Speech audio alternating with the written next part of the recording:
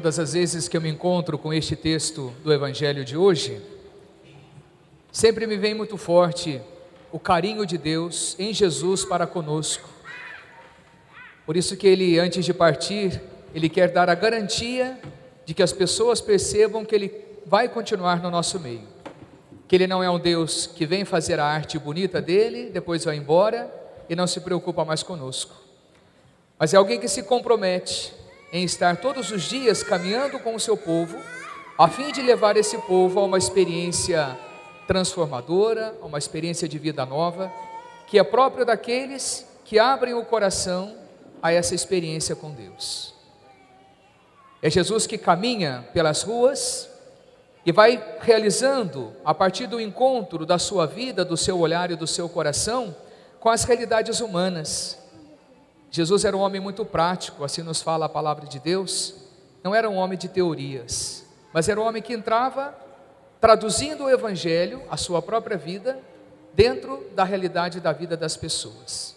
Quase como que dizendo, Jesus se completava a partir do momento em que ele penetrava a vida do ser humano. Por isso que ele é a Eucaristia. Por isso que a Eucaristia, mais do que adorada, ela é para ser experimentada. Experimentar a Eucaristia é fazer essa experiência que Jesus convoca os seus apóstolos a realizar. Vão para todos os cantos, mas não esqueçam o objetivo pelo qual vocês precisam ir. Todos nós temos um objetivo.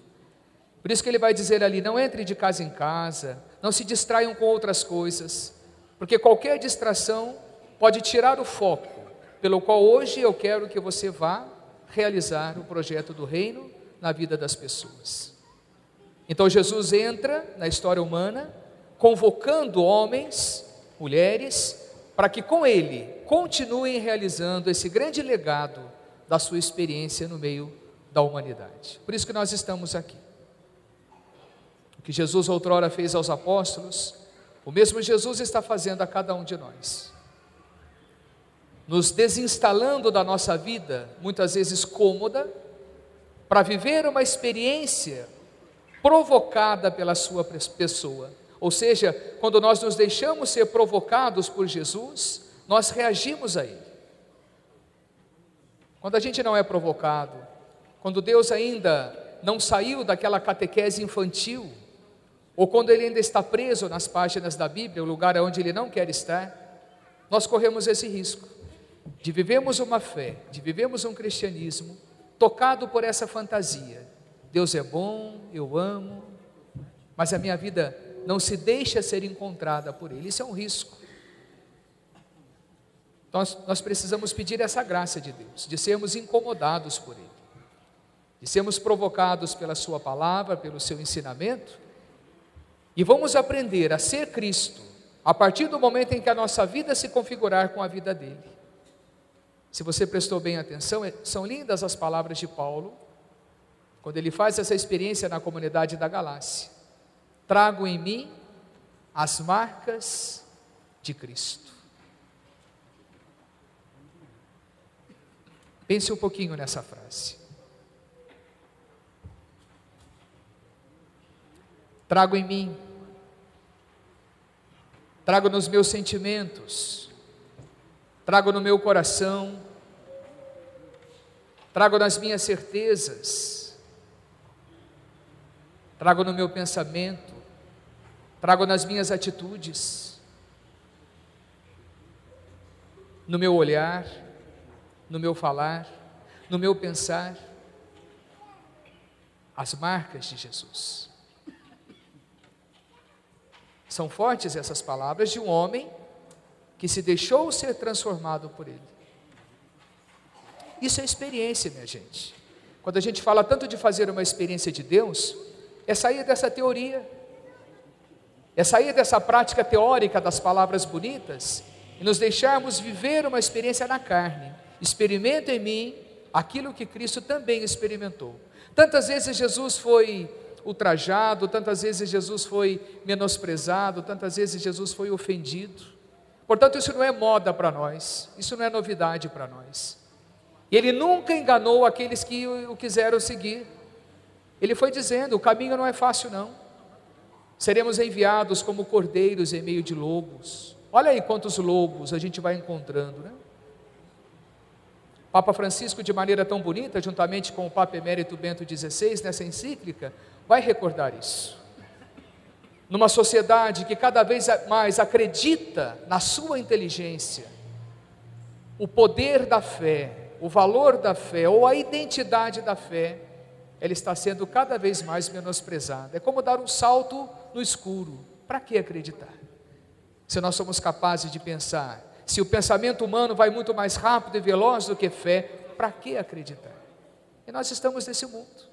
E as pessoas, quando vêm apresentar as suas propostas para nós, são tão astutas, não é? Que vêm com uma inteligência de diálogo e de discurso maravilhoso, que a gente se encanta, que a gente fica em dúvida. Quantos cristãos, quantos católicos, às vezes: padre, eu li uma coisinha lá na revistinha Veja, me deixou em dúvida. Revista Veja é o parâmetro para deixar alguém em dúvida da fé. Porca la miséria, como se dizia lá, né? Se mate, meu filho. Se isso para você é parâmetro de inteligência, se mate. Se morra.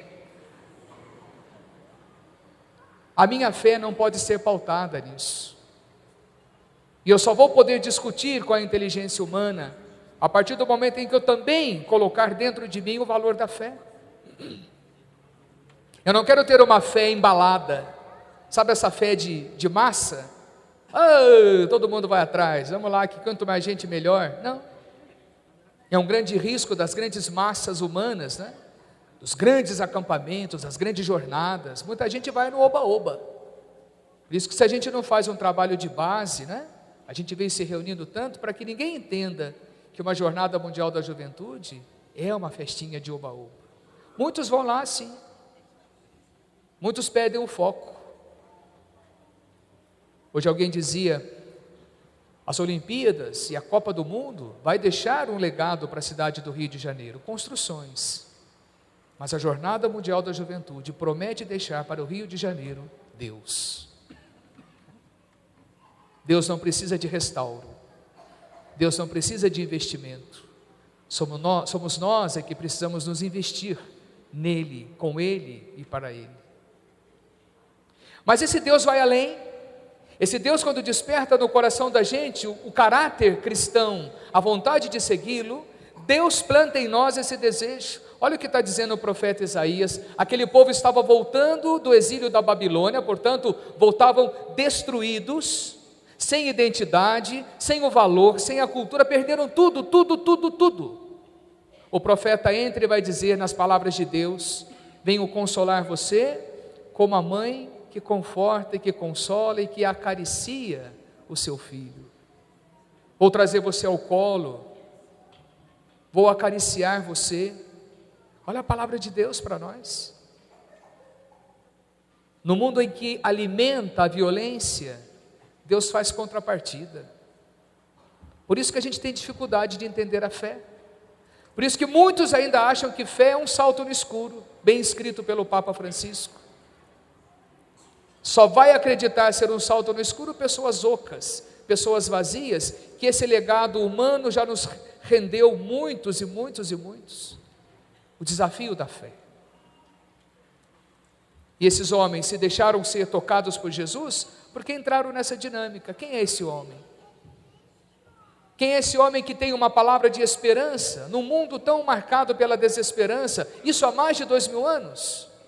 Portanto, Jesus está vivendo na nossa realidade. A sociedade é a mesma, só mudou o endereço, só mudou o país, nós somos iguais. E se não estiver em nós o desejo profundo de viver essa bonita maneira de ser cristão, nós estamos perdendo tempo com tudo isso. O cristianismo é isso, é romper essa coisa quadrada da fé, que por muito tempo a gente veio alimentando, essa coisa meio estática, essa coisa meio teórica, meio moralista. Cada coisa tem o seu valor, mas a essência cristã é aquilo que Jesus tão bem soube fazer: devolver às pessoas um pouquinho da dignidade que pertence a cada uma delas. E tem tantos lobos querendo arrancar a nossa dignidade, ficam à espera ficam nos becos para arrancar de todo mundo. Quantos lobos estão no Planalto para aprovar aí as leis que querem romper o valor das famílias, romper o valor da identidade humana. E nós estamos aí. É aqui que Jesus está gritando: onde é que estão os meus apóstolos, os meus discípulos, porque um dia foram batizados? Todos nós somos batizados, a grande maioria. Portanto, quando ele vai dizer que a messe é grande e os operários são poucos, eu pergunto, só aqui na nossa pequena igreja, onde estão os operários? Até porque se você for depender do padre, você está frito. Né? O operário sou eu. E eu não precisei me tornar padre para entender que eu era operário desta messe. Quando eu abro os meus olhos todos os dias, eu já tenho essa identidade em mim. Sou batizado, sou cristão, portanto a obra está aqui. E o funcionário também. Eu não quero ser cristão no momento em que eu for à missa à noite. Eu sou cristão aqui, ao levantar, ao arrumar a minha cama, ao ordenar um pouco a minha casa, ao tentar ser todos os dias um pouquinho mais humano, a construir dentro da minha família condições da dignidade, do respeito, da valorização. São coisas pequenas, né? Mas tão bonitas. Coisa lá da nossa história, né? De filho que ajuda pai e mãe, de mãe que ajuda pai e filho, de esposo que ajuda esposa, e a vida vai se construindo, vai se fazendo. Vamos criando esse cordeirismo dentro de nós, né? Para que a gente se torne de fato mensageiros da boa nova. Qual é a última frase que Jesus diz ali na boca dos apóstolos, né? Quando vocês chegarem e perceberem toda essa realidade, digam aí: o reino de Deus está perto de vocês. O reino de Deus é isso. É quando você consegue perceber nas pessoas, muito concretamente, facetas do amor de Deus. Nessa carne que eu estou tocando aqui, desse meu irmão e dessa minha irmã, eu encontro pedacinhos de Jesus Cristo.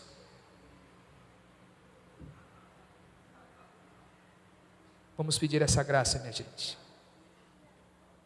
A igreja de Deus só será mais bonita e mais santa quando tivermos a coragem de sangrar na nossa carne o sangue de Jesus. Que tenhamos a coragem e a disposição de dar um passo a mais, de pedir desta sede para nós. Que a minha alma tenha sede de Deus, uma sede desesperadora, que me faz correr à fonte todo momento, e quanto mais eu me sacio, mais eu sinto o desejo desta fonte. Que acordemos em nós esse cristianismo descansado de tanto tempo, que sejamos os primeiros a sentir em nós a fé que é capaz de fazer o impossível, que não fica buscando grandes milagres, porque o milagre está acontecendo aqui, quando somente eu me disponho a ser bom.